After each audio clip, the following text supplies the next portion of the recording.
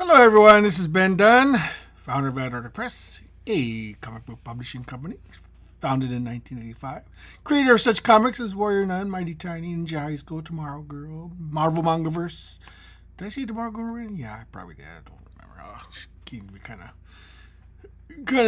of confusing these days. You know what I mean? So, um, you know, uh, today I'm going to talk about something that I'm going to try to focus a little bit more on the actual comic industry and try to talk about things that have been on my mind for the last, several decades. You know, um, I've been listening with some interest about a thing called creators' rights. What exactly are creator rights? A lot of that term is bandied about a lot in the comic industry, but I often wonder what exactly does that mean? What is a right? Now, a right is something I think, and I could be wrong. This is my definition of it. I think is something that is inherently given to you, that is fundamental to a human being's well-being, and something that's supposed to be, natural or God-given. In this case, I'm confused by what exactly a creator's rights are. You know, when you're working for any company, especially a company like in entertainment, you really have no rights. You absolutely, when you're working with them, they own you. As long as they pay you, they own you. As long as you agree to the terms of the contract or whatever terms that you agree to, means you basically terminated your rights. Well, you know, legally, that is what it is. That's why it's so important that if you have a contract, you read it carefully and that you know what exactly your rights are. Your rights are spelled out in a contract. Whether or not you realize it or not, whether it be oral or written, or implied. As long as you have some sort of record of what is expected of you and what is expected of them, then you agree to the terms. If there's a publisher, if you're working for a publisher or any type of entertainment company, you've basically given up your rights. The only way you can retain rights to your creation is you do everything yourself. That's the only way. It's the only way you'll ever retain rights to your creation. I sympathize with creators who created characters, stories that have generated, large sums of money for the company that they worked for. But I hate to break it to them, you agreed to the terms. When you agreed to work for them, you basically gave up your rights to those characters and to those stories.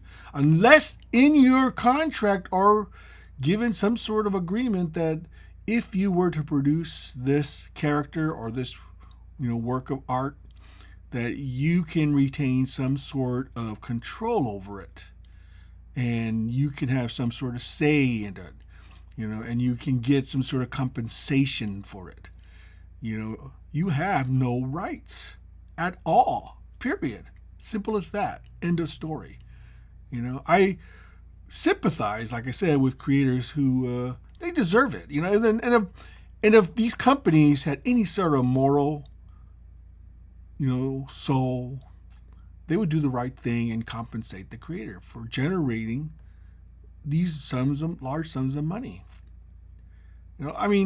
Yes, Jack Kirby, Steve Ditko, all these creators, they create all these great, fantastic stories and characters, and they deserve more than what they got other than their page rate. But you know what? They were adults going in. They knew what to expect. They knew working for them would mean giving up the rights to their creation. Now, if Jack Kirby had a good lawyer, he would have looked over that contract and says, "Hey, Stan, I want 50% of this creation. Oh, no, I want 80% of the creation, of anything I create." And then if Marvel was smart, if Marvel was wanted Jack Kirby bad enough, they would agree to the terms, and he would have owned 80% of it, or whatever percentage they would have agreed to, and Jack Kirby could have retired a millionaire, But he didn't do that.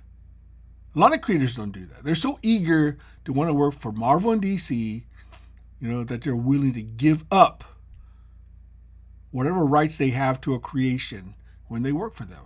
I'm sorry. That's just reality. It may not be right, may not be good, but it is what it is.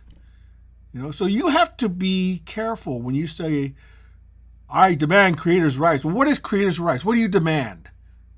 What is your demand for creators' rights? Is it a right for a publisher to give you a good living? No. That's not their responsibility at all. They're not responsible for giving you a decent living wage. They're not responsible for paying your health care. They're not responsible for your well-being or your happiness. They do not care. Simple as that. They never have and they never will. Okay? However, if a publisher cares about their creators, they would do that.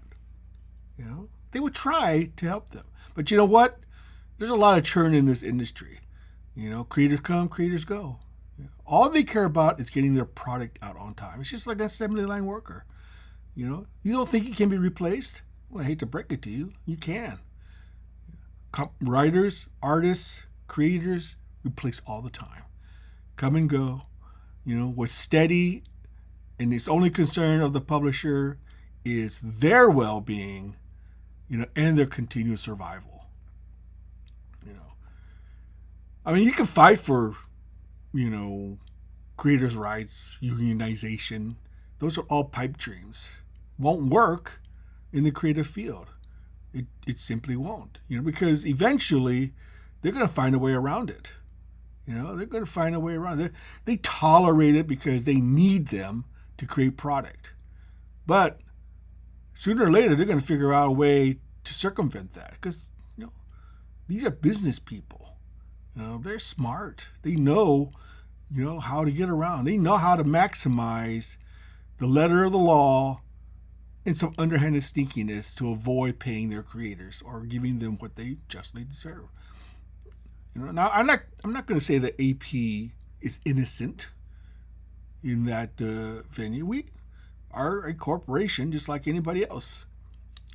We incorporated a long time ago. And we are for profit. We need to make money to stay in business. The only thing is that we don't treat people like shit. Okay, we don't treat people like dirt. And we try to respect the individual creator and their creation. And like I said before, we don't claim on any creator's, creation. Yeah, we could, if we were underhanded, sneaky, and wanted to make life difficult for a creator. But we know what it's like to be on the other side. I know what it's like to be on the other side. I've worked for Marvel and I've worked for DC. I've created new material for them, But I knew going in that I wasn't going to come out with any of these creations. Not one single one. I own 0% of anything that I created for Marvel or DC. 0. I'm happy with that. I don't care. I knew when I was going in. I was an adult. I knew going in that was what's going to happen. It always befuddles me that people who are supposedly so intelligent, so savvy, so above everything else, that somehow they got taken by the publisher, and saying that, yeah, I'll work for you, and I'm going to give up all my rights to these creations because, that's you know, that's the standard operating procedure, the modus operandi, so to speak. You know, they knew this. Everybody knew this. This is not a well-kept secret in the publishing business. You want to work for us? Got to give up your rights. Simple as that. You know, because if you don't, we'll just find somebody else. You don't think you're the only artist in the world that we can hire? Yeah, sure. And I have a bridge in Brooklyn to sell you. You know, the only way you'll ever retain 100% of your creation is you do everything yourself.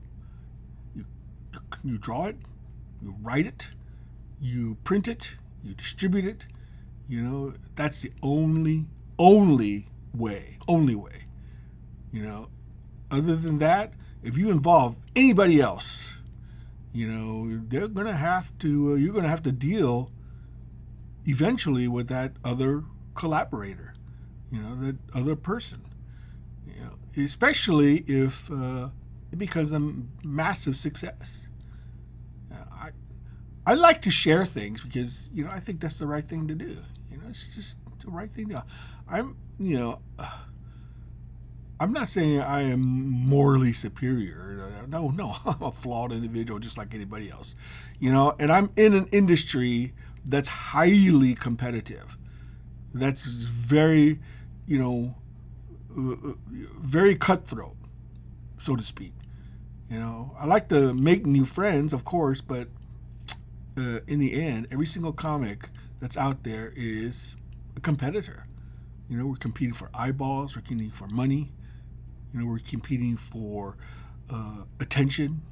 We're competing for popularity. You know, and it can be kind of ruthless out there. You know, people are willing to do things that in other businesses would not be tolerated. You know, just so they can get ahead, just so they can get some sort of advantage. You know, but I find that in the end, that doesn't always work out. You know, you may have temporary success, you know, but if you burn too many bridges, eventually, you know, you're finding out that you don't have any allies and you'll stand alone. You know, especially when things start to go downhill. Yeah, and eventually everything does. Nothing can stay on top forever. Nothing. You may find temporary success, you know, but will that last? Sooner or later, people will. If you do not please your constituents or your readers or your fans, eventually they're going to abandon you. You know, they're going to move on to something else, something a little bit, you know, more popular. That's just the nature of the beast. You know, that's just the way things are. You know, I think that the only reason that, you know, I'm still around is because I'm tenacious. You know, like I said, I love doing comics. Comics is my life. It's in my blood. I love it. You know, if I thought, you know, even if I couldn't make a living doing comics and I had another job, I'd still be doing comics. You know, because I just love drawing. It's in my nature. You know, and I realize the temporary nature of things. You know, that nothing lasts forever. Enjoy the success that you can get, you know, while you can. Work on that success so that eventually it becomes part of that will reward you in the long term, you know, or even in the short term, whatever, you know. So it's one of those things that you just have to understand that the reality of life is that, you know, no one owes you anything. You know, you're expected to be your own success. You know, you're expected to do the work necessary to achieve, you know, whatever you consider a success. So, I hate to break it to you, but there's no such thing as creators' rights. You know, creator rights are only what you yourself give yourself, or what the person you work for gives you. You know. So, well, You may agree to disagree. Maybe I'm wrong. I'd like to hear your feelings on it. Do you think I'm wrong? I'd love to hear your feedback. And but like I said, my philosophy has always been do what you will, harm nobody. And I just wanted to put that out there. So anyway, until next time, this has been Done signing off.